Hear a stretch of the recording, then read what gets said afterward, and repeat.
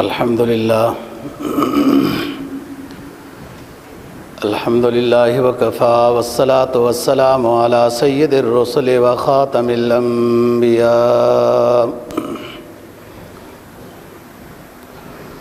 وعلی آلہ واصحابہ الذین اوفوا عہدا الذین هم خلاصة العرب العرباء وخیر الخلائق بعد الانبیاء اما بعد فاعوذ باللہ من الشیطان الرجیم بسم اللہ الرحمن الرحیم یا بنی اقم الصلاة وأمر بالمعروف وانہا عن المنکر واصبر على ما اصابک ان ذلك من عزم الامور قال النبي صلى الله عليه وسلم من فاتته صلاة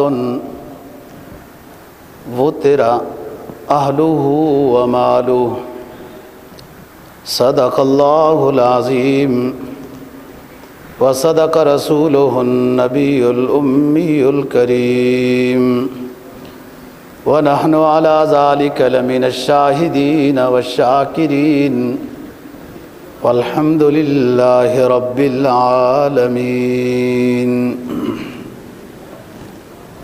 21واں پارہ سورہ لقمان کی ایک آیت کریمہ تلاوت کی ہے، اور جناب نبی پاک صلی اللہ علیہ وسلم کا ایک فرمان تلاوت کیا ہے جس کو امام احمد نے روایت کیا ہے۔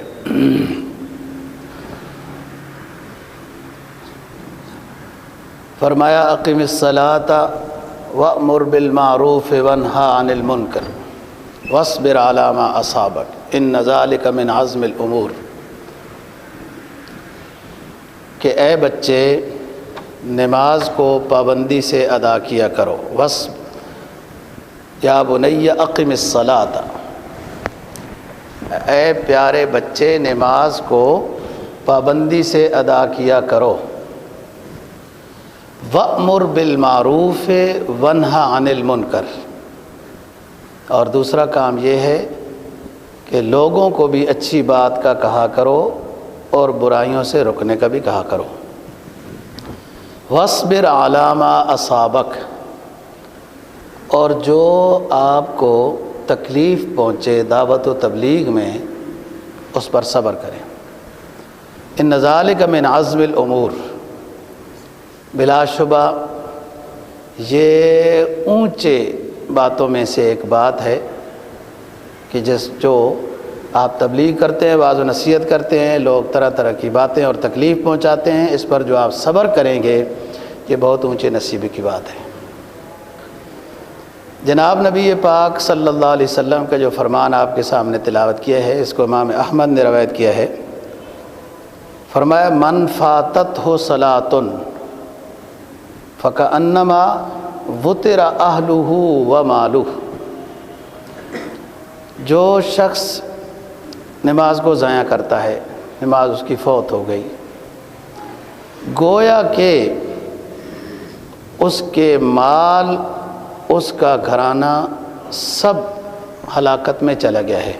وہ تیرا کے معنی ہوتے ہیں برباد ہونا، بے برکت ہونا، ہلاک ہونا، بس وہ بے برکت کر دیا گیا ہے، اس کا مال اور اس کی اہل خراب ہو گیا ہے۔ یعنی جس کی وجہ سے انسان نماز کو ضائع کرتا ہے وہ چیز اس کی برباد ہو گئی، بھلے بظاہر پیسہ نظر بھی آ رہا ہو۔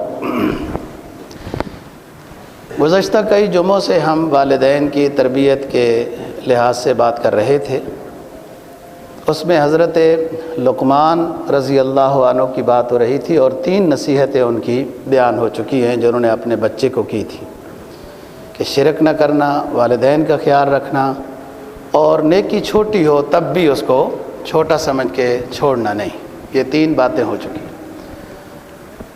آج کے سبق میں بھی تقریباً 3 باتوں کا ذکر ہے۔ یا بنی اقم الصلاۃ، نماز پابندی سے ادا کیا کرو۔ یہ پہلی نصیحت کی ہے بیٹے کو. اور دوسری نصیحت کی ہے وَأْمُرْ آلَكَ بِالْمَعْرُوفِ وَأْمُرْ بِالْمَعْرُوفِ وَانْهَ عَنِ الْمُنْكَرِ. امر بالمعروف کریں، نہی عن المنکر کریں. اور تیسری بات یہ ہے کہ وَاصْبِرْ عَلَىٰ مَا أَصَابَكَ، جو تکلیف پہنچے اس پر صبر کریں. تو بات یہ ہے کہ والدین کی ذمہ داریوں میں سے کچھ تو ایسی ذمہ داریاں ہیں جو شروع میں ہی پیدائش کے وقت کر دی جاتی ہے، نام رکھنا ہے، عقیقہ کرنا ہے وغیرہ. لیکن دینی امور میں سے کہ اس کی اچھی تربیت ہو، وہ 7 سال سے شروع ہو جاتی ہے. خصوصاً نماز کا حکم دینا. 10 سال ہو جائیں تو سختی کرنا، نماز میں اگر وہ سستی کرے تو سختی کرنا. اور آپ اس پر سوچ لیں کہ کتنے لوگ اس پر عمل کرتے ہیں کہ 7 سال میں بچے کو نماز کا حکم دینا ہے، پڑھانا ہے، شروع کر دینی ہے. 10 سال میں اگر وہ سستی کرے تو سختی کا حکم ہے کہ اس پر تنبیہ کریں، ڈانٹیں. کون کرتا ہے؟ لوگوں کو تو 25 سال والے اولاد بھی بچے محسوس ہوتے ہیں. بچے، خیر کوئی بات نہیں، بچے ہیں. اور یہی بچے دنیا آخرت کے لحاظ سے وہ پریشانی کا ذریعہ بنتے ہیں. پھر ابھی بچے آپ کے کنٹرول میں ہیں.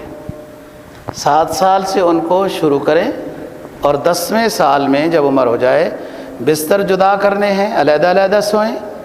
اور نماز کی سستی میں ان پر سختی کرنے کا حکم ہے تاکہ بالغ ہو جائیں تو پھر ان سے نماز نہیں رہنی چاہیے. تو یہاں بھی حضرت لقمان رضی اللہ عنہ اپنے بیٹے کو اقیم الصلاۃ، نماز کی پابندی کا حکم دے رہے ہیں. اور والدین کی یہ اولین ذمہ داری ہے.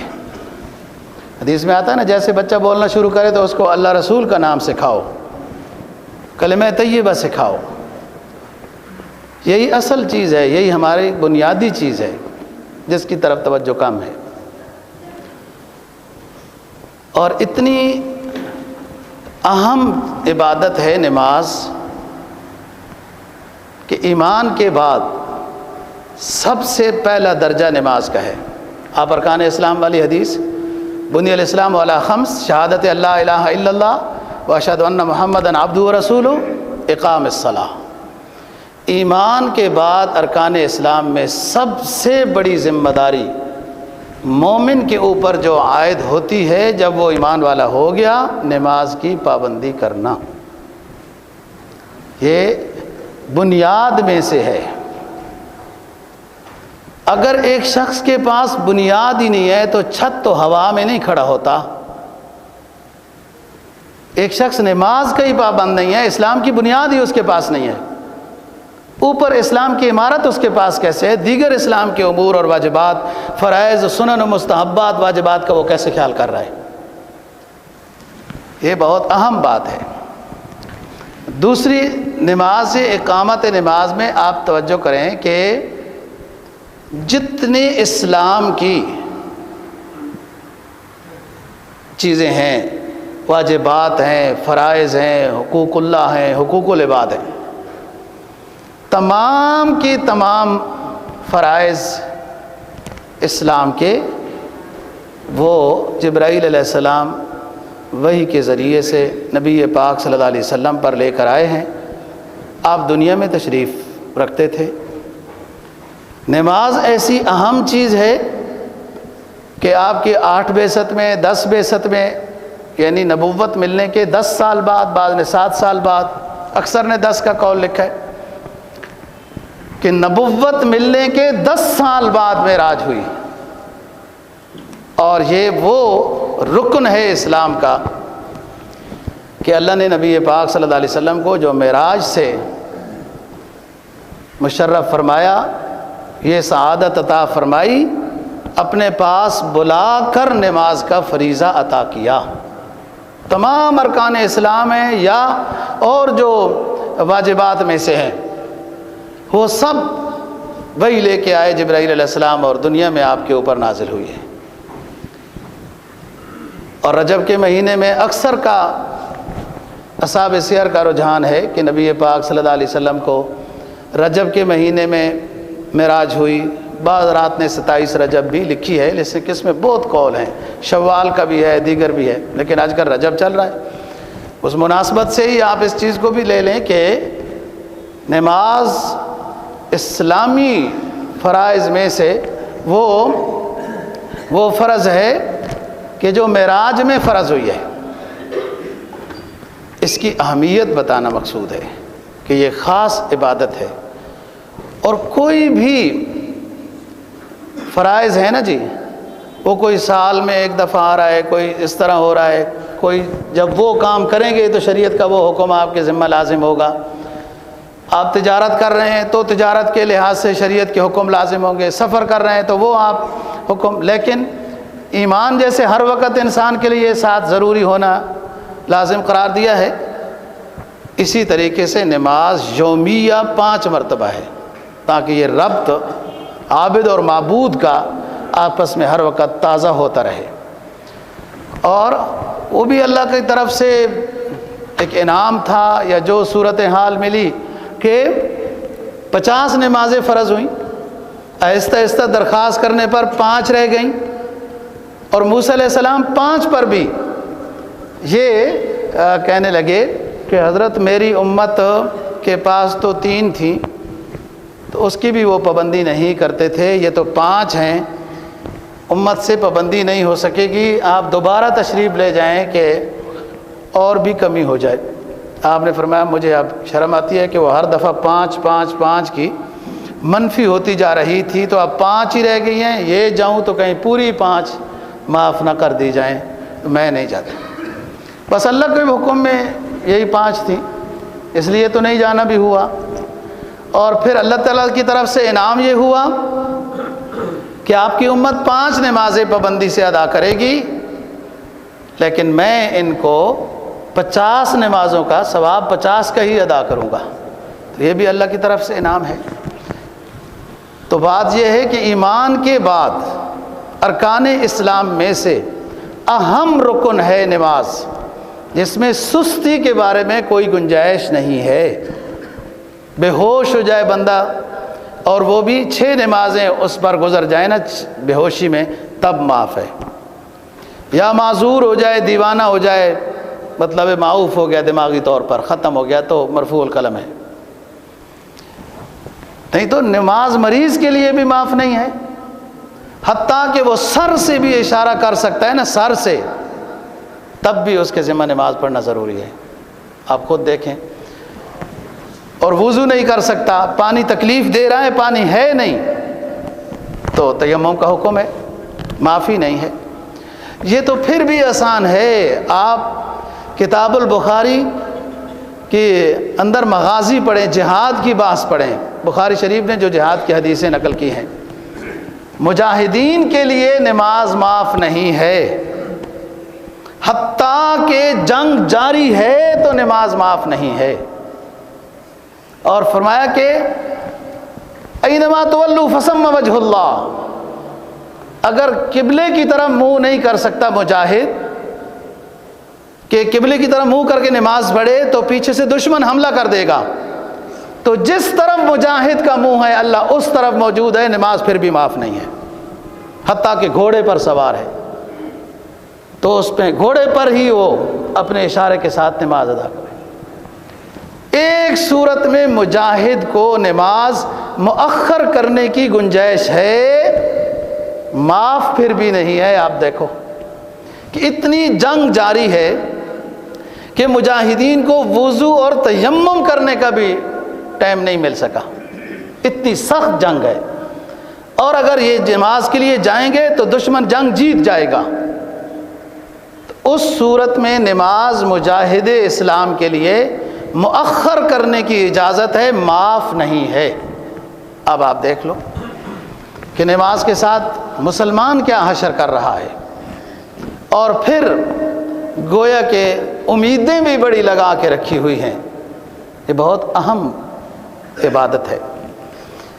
آخرت میں حقوق اللہ کے بارے میں بھی پوچھو گی اور حقوق العباد کے بارے میں بھی پوچھو گی. بندوں کے حق کے بارے میں پوچھو گی، اللہ کے حق کے بارے میں پوچھو گی، لیکن دونوں حقوق میں جو پوچھ ہونی ہے، سب سے پہلی پوچھ حق اللہ کے بارے میں ہے، ایمان کے بارے میں، من ربوں کا، من نبیوں کا، ما دینوں کا، اور پھر اس کے بعد حساب و کتاب کے وقت سب سے پہلی پوچھ وہ نماز سے متعلق ہے۔ اور حدیث میں آتا ہے کہ جس کا نظام نماز سے متعلق اچھا ہو گیا تو اس کا اگلا معاملہ بھی اچھا ہے۔ اسلام نام ہے تمام چیزوں کو لے کر چلنے کا۔ بے شک رزق حلال کمانا عبادت ہے، لیکن اتنی بھی بڑی عبادت نہیں ہے کہ باقی ساری اسلام کی عبادتیں چھوڑ دو کہ میں تو رزق حلال کما رہا ہوں۔ اسلام کے تمام جو احکام ہیں ان کو لے کر چلنے کا نام اسلام کی تابعداری ہے۔ اور پھر نماز چھوڑی کیوں جاتی ہے؟ کہ اولاد کی مصروفیت میں ہے، یا کاروبار اور دفتر کی مصروفیت میں، یہی ہو سکتا ہے۔ تو حدیث میں فرمایا کہ من فاتتہ صلاۃ فکأنما وتر اہلہ ومالہ،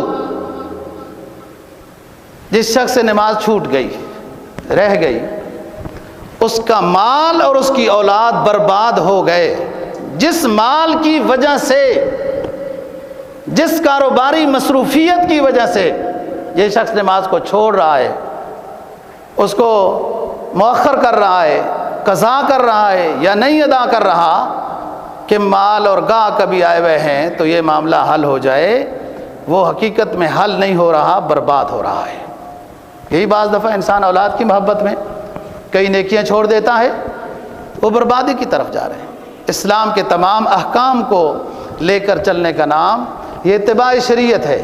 کسی ایک جہت میں جھکاؤ کر لینا، اسلام کے ہی فرض کی ادائیگی میں ایک طرف جھکاؤ ہو جائے اور دوسری سائڈ کو چھوڑ دینا، یہ ظلم ہے، انصاف نہیں۔ انصاف کا ترازو تو برابر ہوتا ہے، اعدلوا هو اقرب للتقوی، ساری چیزوں کو لے کر چلنا ہے۔ تو سب سے پہلی پوچھ ہی ایمان کی ہے کہ اس میں شرک نہ ہو۔ جس کے ایمان میں شرک ہوگا وہ من ربوں کا، من دینوں کا، من نبیوں کا جواب صحیح نہیں دے سکے گا، پریشان ہو جائے گا۔ حدیث میں آتا ہے ہاں ہاں کرے گا، ہاں ہاں۔ اس سے پوچھے جائے گا من ربوں کا، وہ کہے گا ہاں، آگے سے ہاں، ایسے چلوں کی طرح۔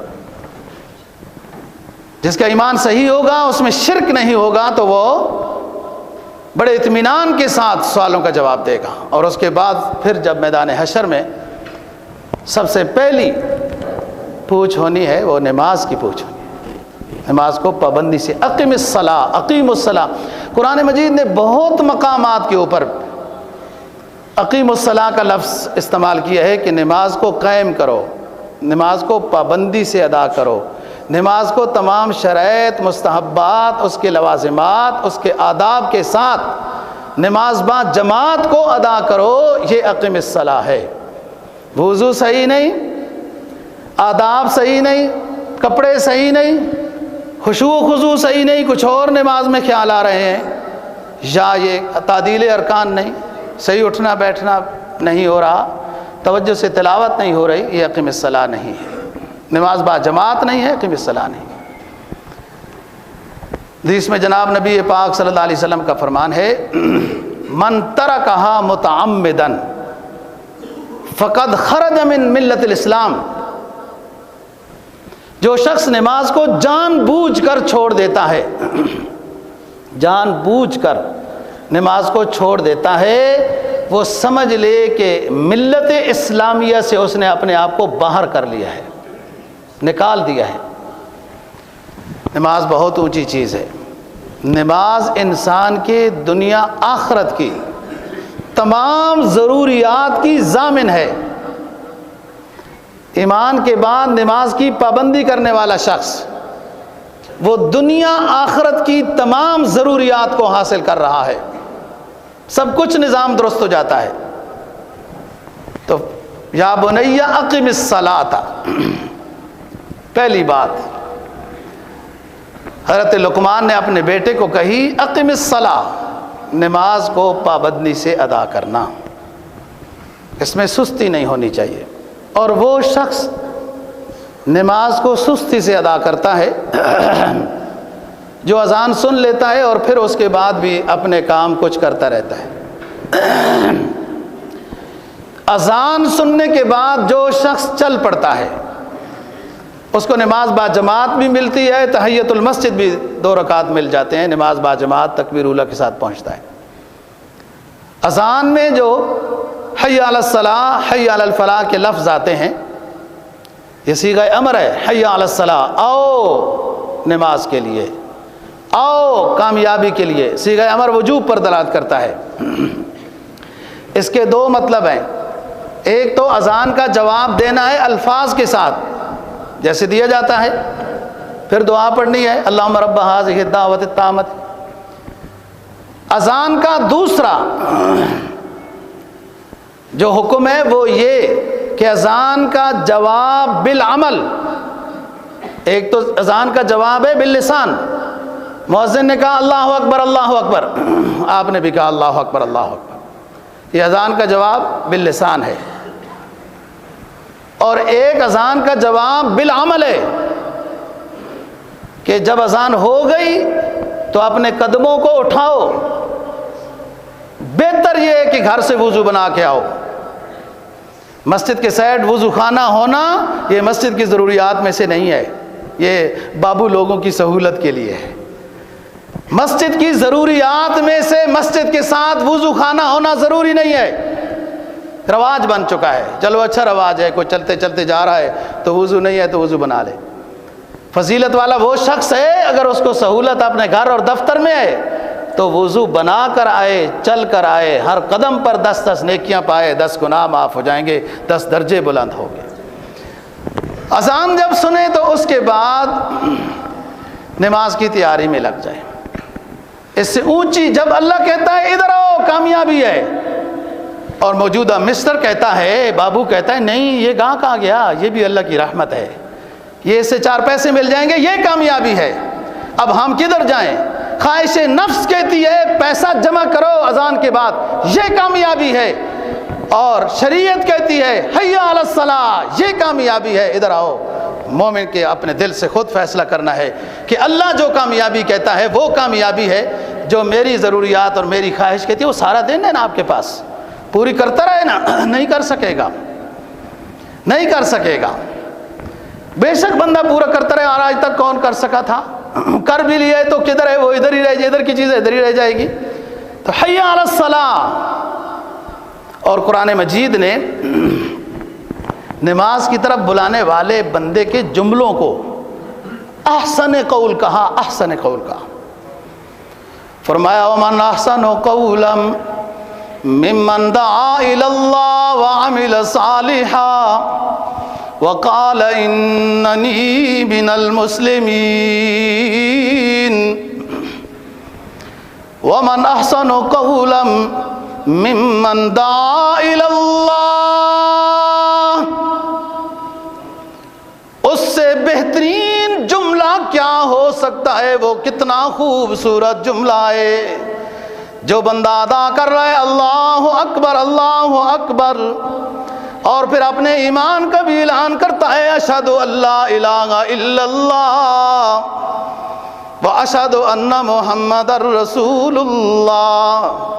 مؤذن پہلے اپنے ایمان کا اعلان کر رہا ہے, اور ایمان کا اعلان کرنے کے بعد کیا کہتا ہے کہ او لوگو آؤ, اللہ کی رحمت کے دروازے کھل گئے, کامیابی کے لیے آ جاؤ. ومن احسن قولا ممن دعا الی اللہ وعمل صالحا وقال اننی من المسلمین. اور خود کو بھی پیش کر رہا ہے کہ میں ایمان والا ہوں, نماز میں بھی ادا کروں گا, تمہیں بھی نماز کے لیے بلا رہا ہوں. یہ دعوت اللہ میں کتاب لکھنا بھی دعوت اللہ, اسلامی کتاب لکھنا, واعظ و نصیحت کرنا بھی, سبق پڑھانا بھی, یہ سب دعوت اللہ ہے. لیکن دعوت اللہ میں سب سے اونچی دعوت اللہ اشہد ان لا الہ الا اللہ, اشہد ان محمد الرسول اللہ، حی علی الصلاۃ، حی علی الفلاح، یہ دعوت اللہ میں سب سے اونچی دعوت اللہ۔ تو بات یہ ہے، نماز میں سستی ایمان کی کمزوری کی دلیل ہے، نماز کی پابندی ایمان کے قوی ہونے کی دلیل ہے۔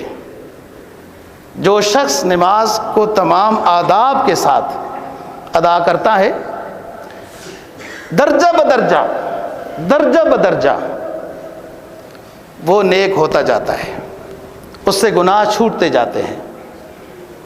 یہ نماز کی، ہر بندے کی اپنی اپنی نماز کی کوالٹی ہے۔ نماز کا ایک تو فائدہ یہ ہے کہ خود حکم کی اتباع ہو رہی ہے کہ نماز پڑھنے کا ہمیں حکم ہے، ہم نماز پڑھ رہے ہیں۔ اور دوسری بات یہ کہ نماز سے گناہ معاف ہوتے ہیں۔ اور تیسری بات یہ ہے کہ نماز کی برکت سے انسان سے برائیاں چھوٹ جاتی ہیں، عادت ہی اچھی ہو جاتی ہے۔ ایک تو حکم ہے نماز کا کہ نماز ادا کرو، اس حکم کی اتباع ہو رہی ہے۔ دوسری بات کہ نماز کی ادائیگی کی برکت سے انسان کے گناہ معاف ہوتے ہیں۔ نبی پاک صلی اللہ علیہ وسلم ایک مقام پہ موجود ہیں، حضرات صحابہ اکرام رضی اللہ تعالیٰ عنہ ساتھ ہیں، اور موسم سردی کا ہے، جب پتوں میں جان نہیں ہوتی وہ موسم ہے۔ آپ نے ایک درخت کی ٹہنی کو پکڑا اور ہلایا تو کافی سارے پتے گر گئے، اور آپ نے حضرات صحابہ کی طرف سوالیہ انداز میں یہ فرمایا کہ دیکھو یہ پتے کتنے گر رہے ہیں۔ فرمایا حضور یہ اب موسم ایسا ہے کہ اس میں، عرض کیا کہ اس میں پتے گر جاتے ہیں۔ فرمایا جو مومن نماز 5 وقت پابندی سے ادا کرتا ہے اس کے گناہ بھی اسی طرح مٹ جاتے ہیں، گر جاتے ہیں۔ مسلم کی حدیث ہے۔ دوسری حدیث، سفر ہوا، ایک نہر سے گزرے، اور بعض نے کہا نہیں مطلق آپ نے سمجھایا کہ ایک شخص نہر کے کنارے پر رہتا ہے، دن میں 5 مرتبہ نہاتا ہے، کیا اس کے جسم پر میل رہے گی؟ ایک دفعہ ہی نہانے سے جسم پہ میل تو نہیں ہوتی، 5 مرتبہ جو شخص مائے جاری سے نہائے تو اس کے جسم پہ میل رہے گی؟ تو عرض کیا حضور نہیں رہے گی۔ فرمایا 5 وقت نماز ادا کرنے والے شخص کے نامہ اعمال میں کوئی گناہ نہیں رہتا، سب صاف ہو جاتا ہے۔ ایک حدیث میں جناب نبی پاک صلی اللہ علیہ وسلم کا فرمان ہے کہ اللہ تعالیٰ یہ فرماتے ہیں کہ میں نے اپنے بندے کا ایک معاہدہ خود اپنے ذمہ لیا ہوا ہے کہ اگر وہ شرک نہیں کرے گا، نماز کا پابند ہوگا، تو میں اس کو جنت الفردوس عطا کروں گا، اور اگر وہ نماز کا پابند نہیں ہوگا تو ہمارا معاہدہ اس کے ساتھ نہیں ہے۔ یہ حدیث ہے۔ تو بات یہ ہے دوستو، یہ جتنا کچھ ہم نے اپنے آپ کو دنیاوی کاموں میں مصروف رکھا ہوا ہے اور اس سے نمازیں ضائع ہوتی ہیں، وہ ہم اپنے کاروبار اور رزق میں بے برکتی داخل کرتے ہیں۔ اپنے آپ کو پابند بنانا ہے، باہمت بنانا ہے، اپنی جگہ سے اذان کے بعد بس کام ختم، آپ دیکھو خود بخود برکت ہوتی۔ آپ کے اسلام آباد میں ایک مارکیٹ ہے، اس میں بڑے بڑے سٹور ہیں، ایک سٹور والے وقفہ برائے نماز لکھتے ہیں، اور اسی کے مقابلے میں دوسرے سٹور ہیں وہ نماز کے لیے نہیں جاتے، بند ہو جاتا ہے سٹور، اور جب نماز پڑھ کے آتے ہیں تو جو وقفہ برائے نماز بند ہے سٹور، لوگوں کی اس کے سامنے لائن ہوتی ہے، اور دوسرے ویسے ہی مکھیاں مار رہتے ہیں۔ مکھی بھی اتنی جلدی نہیں مرتی، ہاں بندہ ہوشیار نہ ہو تو مکھی کیسے مرے گی؟ تو بات یہ وہ اسی اسلام آباد میں ہے، کوئی پوچھنا دیکھنا چاہے تو بتا دوں گا۔ آپ اللہ کے لیے یہ نظام سارا، رزق کمانا بھی اللہ کا حکم ہے، کوشش کرنا رزق حلال یہ بھی اللہ کا حکم ہے، لیکن ادھر اللہ کا حکم ایک اور آ گیا ہے، اس کو ادا کرنا ہے۔ پھر دیکھو رزق اس کی ذمہ ہے، وہ ادا کرے گا۔ تو فرمایا کہ ایک تو حکم ہے نماز کو پابندی سے ادا کرو، حکم ہے اس کی اتباع ہے، وہ ثواب نہ بھی دے وہ تو اس کا انعام ہے نا، وہ مہربان ذات ہے۔ جب وہ ہمارے ذمہ ایک کام لگا دے کہ یہ حکم ہے، ہم نے آپ کو پیدا کیا ہے، آپ کو نعمتیں دے رہے ہیں، یہ دے رہے ہیں، یہ حکم ہے، تم نے نماز پڑھنی ہے اور کوئی ثواب نہیں ہے، پھر بھی ہمارے ذمہ لازم تھا کہ ہم نماز کی وفا یہ ہے، اپنے خالق اور مالک کے ساتھ وفا یہ ہے کہ ہم اس حکم کی اتباع کرتے ہیں۔ لیکن اس پر تو وہ انعام بھی دے رہا ہے کہ اجر بھی اتنا مل رہا ہے، قدم قدم پہ انسان سے گناہ ہوتے رہتے ہیں اور نماز کی برکت سے معاف ہو رہے ہیں، وضو سے معاف ہو رہے ہیں، چل کر آنے سے معاف ہو رہے ہیں۔ اور دوسرا یہ کہ یہ گناہ جھڑ رہے ہیں جو حدیثیں آپ کے سامنے بیان کی ہیں۔ اس سے اونچا انعام جو تیسرا ہے، جب وہ مل جائے تو بندہ سمجھ لے کہ میری نماز ہو گئی ہے۔ فرمایا اتلو ما اوحی الیک من الکتاب واقم الصلاۃ ان الصلاۃ تنہی عن الفحشاء والمنکر ولذکر اللہ اکبر۔ اتلو ما اوحی الیک من الکتاب واقم الصلاۃ ان الصلاۃ تنہی عن الفحشاء والمنکر ولذکر اللہ اکبر واللہ یعلم ما تصنعون۔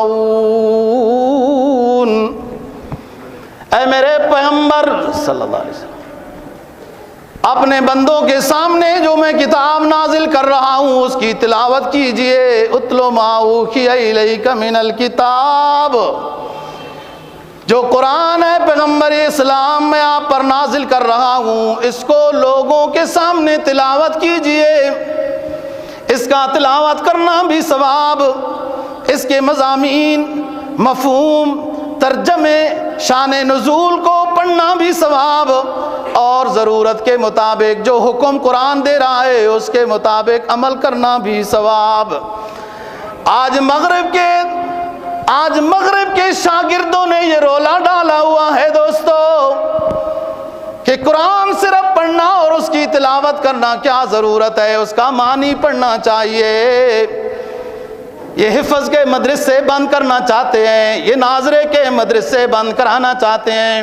قرآن کا مزاج کیا ہے، نبی کی سنت کیا ہے، ہم ادھر جائیں یا مغرب کے جن کا کھانا حرام، جن کا پینا حرام، جن کا چلنا حرام، جن کا اوڑھنا حرام، جن کے سیر و تفریح کے سارے مراحل گندے، ہم ان کی باتوں کو مانیں یا اپنے نورانی قرآن کو مانیں جو اللہ کی کتاب ہے۔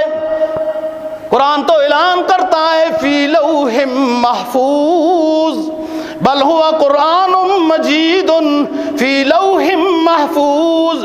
یہ قرآن اللہ کی کتاب جو ہم نے آخری پیغمبر کے قلب اطہر پہ نازل کی، ہمارے عرش کے اوپر لکھی ہوئی ہے۔ وہ عرش پہ جو پاکیزہ کلام لکھا ہوا ہے اس کو مانے یا گندی تہذیب والوں کو مانے۔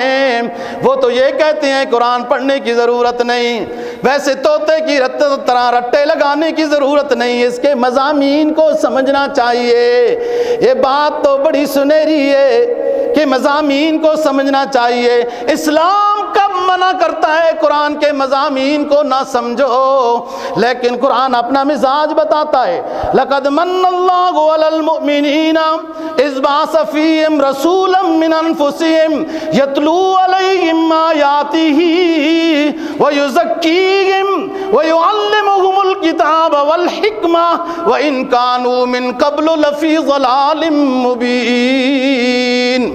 ہم نے لوگوں پہ احسان کیا، ان کو اپنا آخری حبیب محمد عربی امام الانبیاء خاتم النبیین صلی اللہ علیہ وسلم کی صورت میں عطا کیا، اور اس کو اپنی کتاب عطا کی ہے، اور اس پیغمبر کا منصب یہ ہے کہ اس کتاب کی تلاوت کرے اور اس کتاب کی تعلیم دے، اس کے مضامین سمجھائے، اور یہ پیغمبر لوگوں کے دلوں کو صاف کرے، پاکیزہ کرے، دلوں کے اندر سے بغض، کینہ، حسد، تکبر، شرک، کفر، یہ میل سب دلوں سے نکالے۔ یہ تیسرا کام والحکمہ، اور حکمت اور دانائی، یہ چار کام الگ الگ بیان ہوئے، اور واؤ کے ساتھ یتلو علیہم آیاتہ ویزکیہم ویعلمہم الکتابہ۔ واؤ مغایرت پر دلالت کرتا ہے۔ واو سے پہلے جو کام ہے وہ اور ہے، واو کے بعد جو کام ہے وہ اور ہے، یہ دونوں کام کرنے ہیں۔ تو بات یہ ہے کہ جو یہ لوگ کہتے ہیں کہ جی قرآن صرف پڑھنا تلاوت کرنا اس کی کیا ضرورت ہے، ان کو تو ویسے بھی کوئی ضرورت نہیں ہے، وہ ہمیں خراب کرنا چاہتے ہیں کہ یہ لوگ اتنے مکتب، اتنے مدرسے، اتنے بچے قرآن پڑھتے ہیں اور جو مدرسوں میں نہیں ہیں وہ مسلمان بھی ضروری سمجھتے ہیں کہ اپنے بچوں کو قرآن پڑھانا ہے، مدرسوں میں نہ بھیجیں تو گھر میں ٹیوشن کا انتظام کرتے ہیں۔ یہ ضرورت نہیں ہے، تاکہ کسی نہ کسی طریقے سے تو لوگوں کو اسلام سے، قرآن سے دور کیا جائے۔ اب یہاں دیکھو قرآن کیا کہتا ہے، فرمایا اتلو ما اوحی الیک من الکتاب، اے میرے آخری حبیب جو میں کتاب آپ پر نازل کر رہا ہوں اس کو لوگوں کے سامنے تلاوت کیجئے۔ یہ صرف تلاوت ہو رہی ہے۔ اتلو ما اوحی الیک من الکتاب واقم الصلاۃ، ایک تو کام یہ ہے کہ لوگوں کو تلاوت کر کے سنائیے، لوگوں کے دلوں کو ایمان سے منور کیجئے، یہ کھیتی بنائیے۔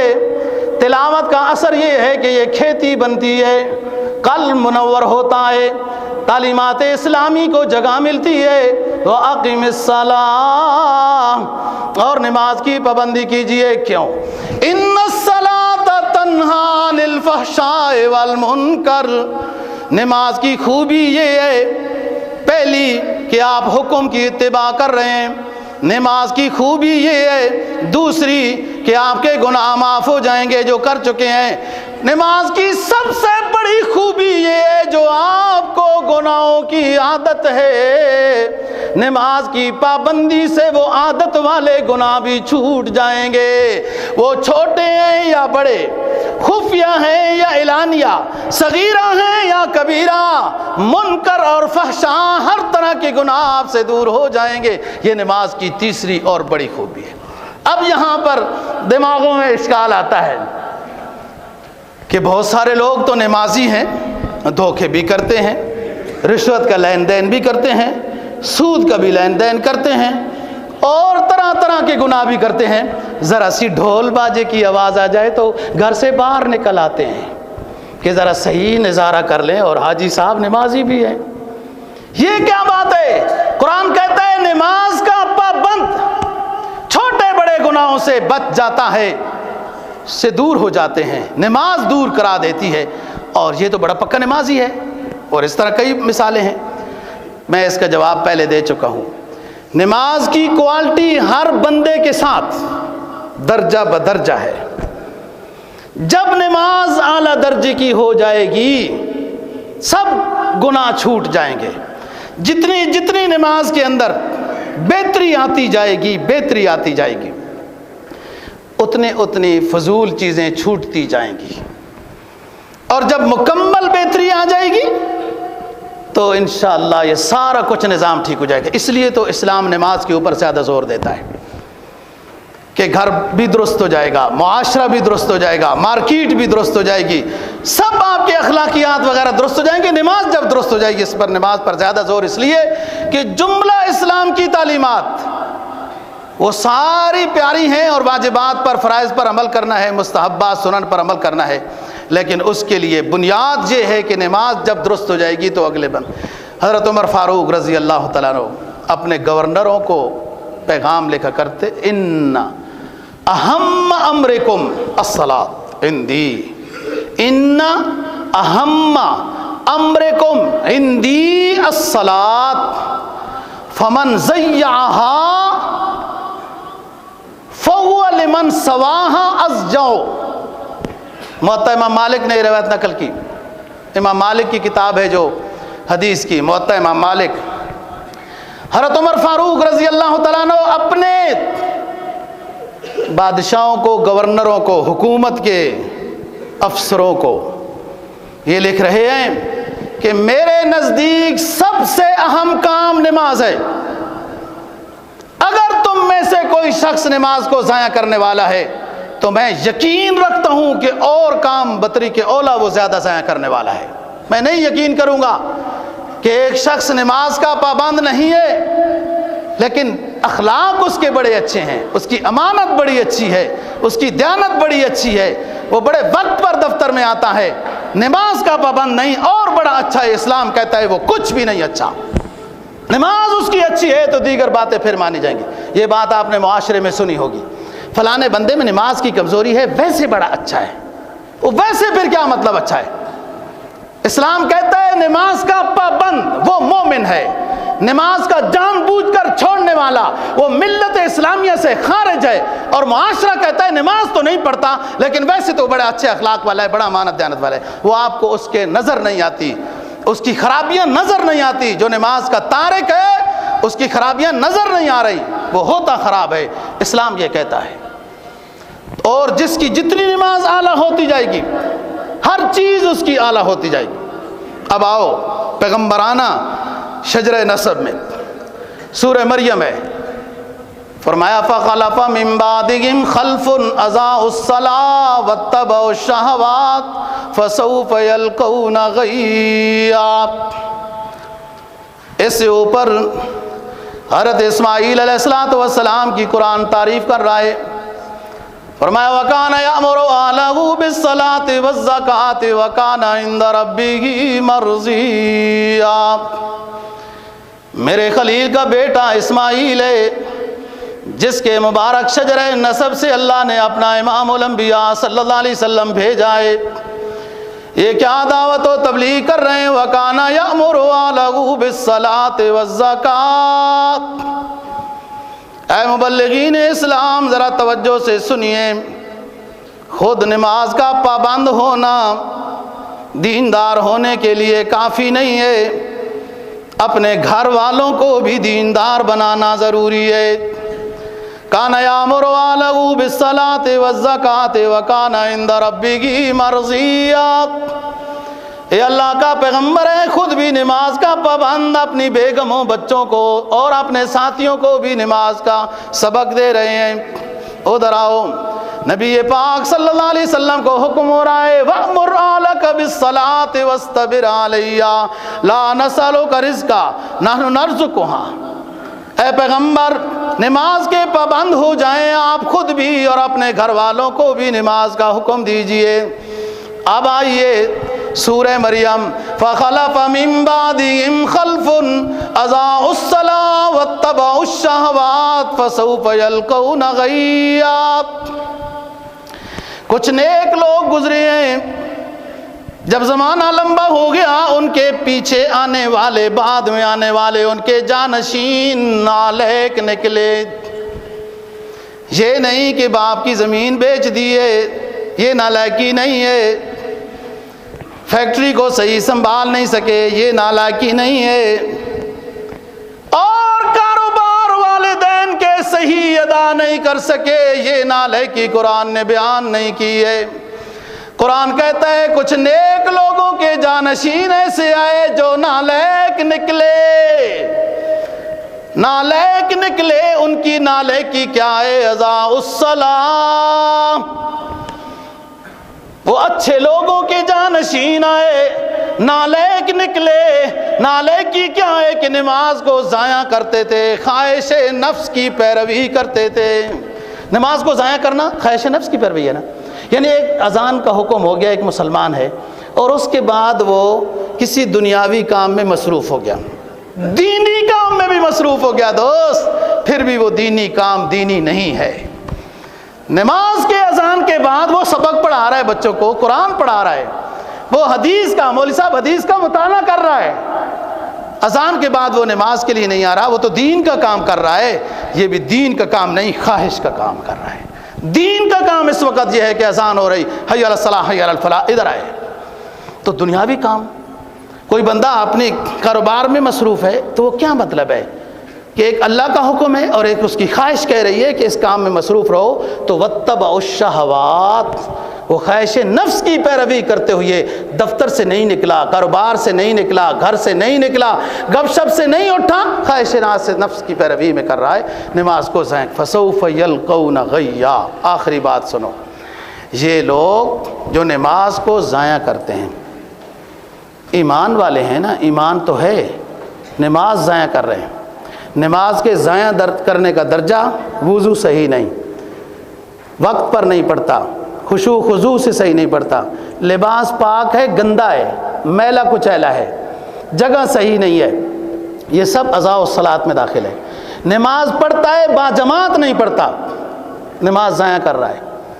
نماز پڑھتا ہے قضا کر لیتا ہے، ضائع کر رہا ہے۔ قضا کرنے والے نماز، حدیث سنیے، قضا کرنے والے نماز 70 حقب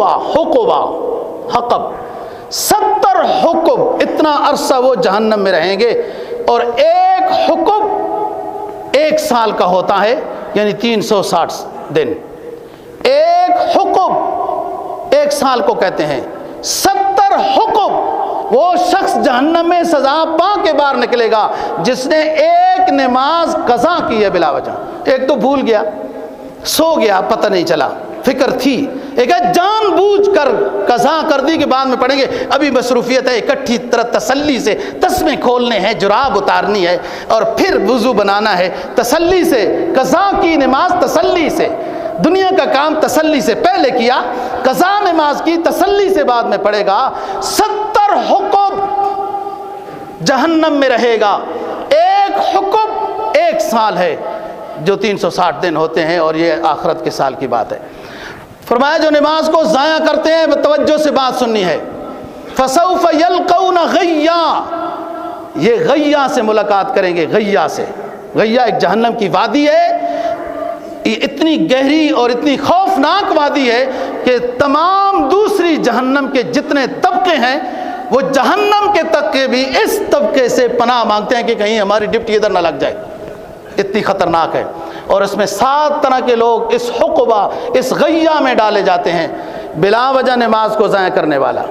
1، نمبر 2 شرابی، نمبر 3 سود خور، نمبر 4 زانی، نمبر 5 والدین کا نافرمان، نمبر 6 جھوٹی گواہی دینے والا، نمبر 7 وہ عورت شادی شدہ جس کا بچہ پیدا ہوا اور وہ کہتی ہے میرے شوہر کا ہی بچہ ہے، حقیقت میں اس کے شوہر کا بچہ نہیں ہے، اس نے غداری کی ہے، خیانت کی ہے۔ یہ 7 طرح کے لوگ فسوف یلقون غیا۔ اللہ دین کی سمجھ اور عمل کی توفیق نصیب فرمائے۔ وآخر دعوانا